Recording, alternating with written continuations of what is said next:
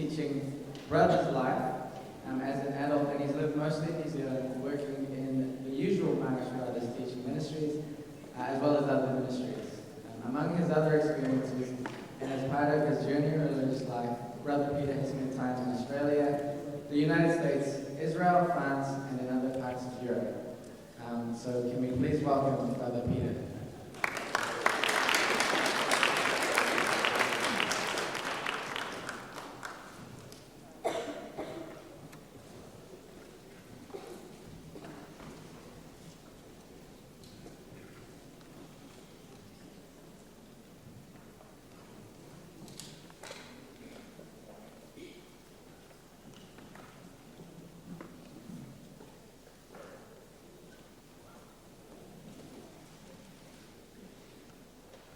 Kia ora, talofa lava, malo ilile, namaste.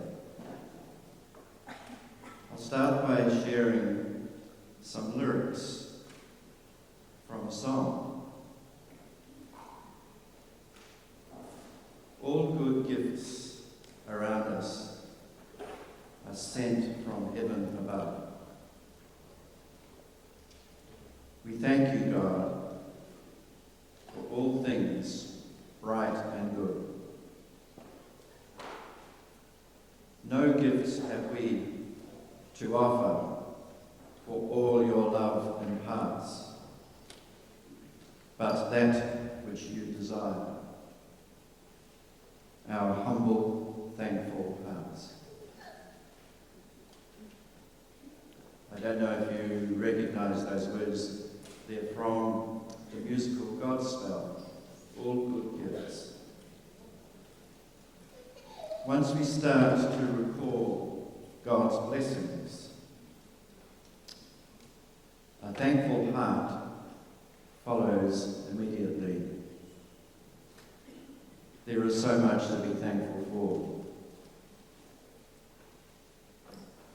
So let us begin this sharing, this talk, with a thankful heart. I begin with a thankful heart. Firstly, I thank you for this invitation, this chance, and in advance, I also thank you for listening. I'm very mindful that I'm speaking as a professed religious. There are sisters, there are brothers, there are members of religious orders, and not too often do we necessarily speak about our journey. And one thing for us that's very important is that we receive support. And my experience is that support has been forthcoming in bucket loads, and I want to acknowledge that. People here, no doubt, are part of that in supporting their religious. If I look around, I often see there's a statue, there's an organ, there's a special feature, some landscaping. There's actually a story behind many of those things. They are there because of somebody's support. And that's true if we look around Sacred Heart College here or any of our religious houses. But I'm not just talking about that material support, because I know there's great spiritual and warmth that comes from people in terms of that sort of support. I'll just share some questions that I can recall students asking me when I was starting off as a teacher. So here I am, a young brother. It's a long time ago, but I do recall some of these things that happened. Very often a student might ask me, why did you become a Marist Brother? Or they're very keen to know my personal preferences and sports teams and my affiliations to what sort of interests I had, what things happened in my life outside of being in the classroom as their teacher. And are there any things about the brother's life that people assume but are actually not quite right? Young people are always keen to know what's different now from when you first joined.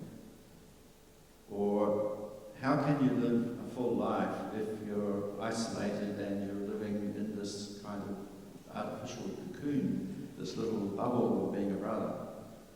They're all interesting questions. I think it's a great gift from young people that they will ask these kinds of things. In their own way, I think what they're asking is, what's it like to live this life as a brother? And it's human for us to be curious about each other's lives. But also, I think it's how we're living our vocation and how we're giving a witness to what we've been called to that actually might speak some of the answers. We don't necessarily have the words for them always. So I'm thinking about answering their questions and sharing with you what it's like to be a brother. I grew up in West Auckland. I encountered the Marist Brothers at intermediate school and in high school. The ones I met were very warm and friendly. They were articulate in asking the boys to reflect on their life's vocation. We were asked to think ahead, to wonder about our lives and what shape they might take as we grew up. I found that as the first son in a family, an interesting question because I didn't really quite know how I'd map out my life and or what God's plan might be. I guess in some ways in hearing the call and of starting my life with the brothers going to the novitiate, I was in a way thinking, I'll see what it's like. I'll work it out as I go along. I think that's human nature. I think we do that. Where we went to the novitiate in those days, we were really asked to live like monks in a monastic life, even though we were 19 years old. But I'd summarize it in these 4 words. It was prayer, it was heavy work, vigorous work, it was study, and it was sometimes fun. But it's actually not a bad formula for someone who's 19.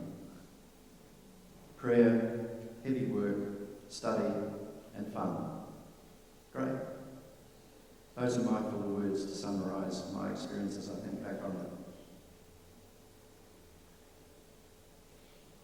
I think we're also meant to reflect and go more deeply into our awareness of the Lord's call, to foster and to grow our own sense that we're on a pathway, that this is a vocation, and it's a valid vocation.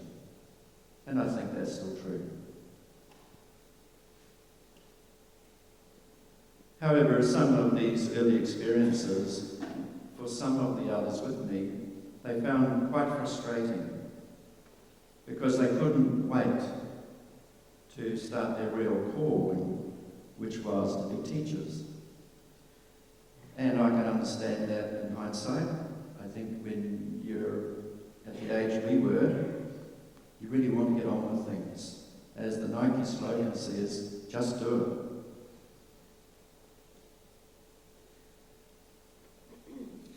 For myself, I was keen to explore and to know more in order to prepare myself because I really wanted to teach science subjects. I developed a passion for a subject that I had not studied at school, which is biology. For me, science is a discovery. It's the whole of life. That's how it feels. Once you get into it and you really can see that there's always something more. Our lives are enriched by knowing more, by discovering things. As well as, of course, there's personal and spiritual growth that's always available as we express our curiosity, we explore avenues, and all of that is part of being a human being, of growing and learning. In my first years of teaching with the brothers, I was based in different parts of New Zealand. I lived in new places that I'd never lived in before. Again, curiosity is always opening up new doors. Going into the classroom as a teacher, I had the chance to experience the life to which I would later make a permanent commitment. The students were great fun to be with. I was a cricket coach and a soccer coach. I went on to school camps. I would join the students on retreats. These were great experiences, all of them outside the classroom, as you might notice. Let's turn to what I was learning also about the Marist Brothers themselves. I needed to have a better understanding, a better handle on all this in order to teach religious education. And I have to acknowledge that religious education is not an easy subject to teach to teenagers, and we should admire and support those who do teach this subject.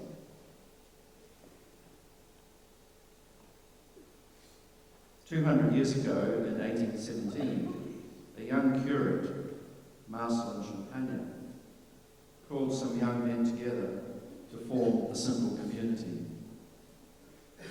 We can now see that by the grace of God, the ensuing 200 years have taken this small early movement all sorts of places and all across the globe. The origins began in a small parish in France, near the city of Lyon. A primary school that Marist started there in 1818 became his teacher training centre. He had a mixture of young men there, and one of the things of recent times, the last 5 or 10 years, is that we've started to understand those early men as well as Marist himself and what sort of people they were. They're very human, but they achieved wonderful things, starting from such humble beginnings. Many of them were between 15 and 18 years old. They were more used to hard work in the fields than prayer, or intellectual work, or even working with children, or with the uneducated. But they were motivated. They caught the passion, the fire from Marist.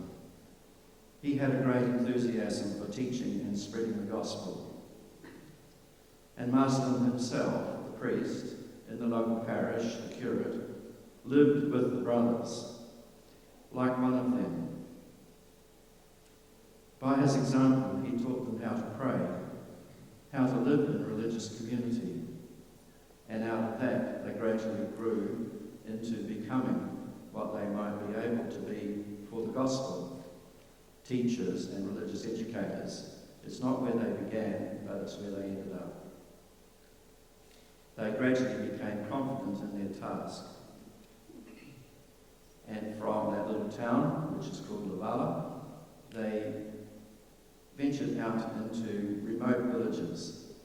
And we're talking reasonably remote from the point of view of the countryside, which was rugged and hilly. Often the only way to get there in those times was along a walking path. The first Marist school that Marist started had a timetable that would suit the local people's farming needs, such as allowing the children off school to help in the fields at planting time or at harvest time. He set the fees in the school at a low level, what he knew most rural families could afford. In fact, if he knew the family was unable to afford anything, the tuition was free. So this little story, this little snapshot of our early beginnings, actually is telling us some important principles that are not hard to translate to wherever the Marist Brothers might be, anywhere across the world. So coming back to myself and my own story, my first years with the brothers culminated in a formal commitment, which we would call the the final profession or the perpetual profession. So this is about taking vows. Now I'm limited for time here, so I won't start talking about the vows individually and what they mean, but maybe let's sum it all up. I think there's a 3-word statement from Thomas Merton that is in one of his books about the pathway to holiness that sums it all up. Thomas Merton's phrase is, God is enough. God is enough.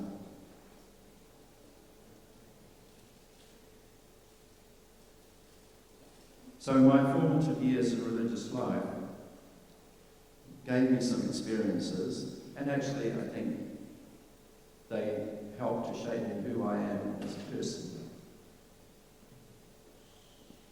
Prayer, work, study and fun all have their place. That's what I learned right at the start. Another thing that I think I learned along the way was, why don't we develop in ourselves the qualities of Mary? The name is Marist, and Mary's qualities just resonate when we read the little passages we have in the Gospels about her. So those qualities become our qualities by being Marists. Another thing is that we're called to adapt and grow, and we are asked to practice whatever it is that we admire most. And the things that we admire most are the things that inspire us in the world, in people, in our rich heritage as Catholics and as Christians. And it all culminates in the sense that God is enough.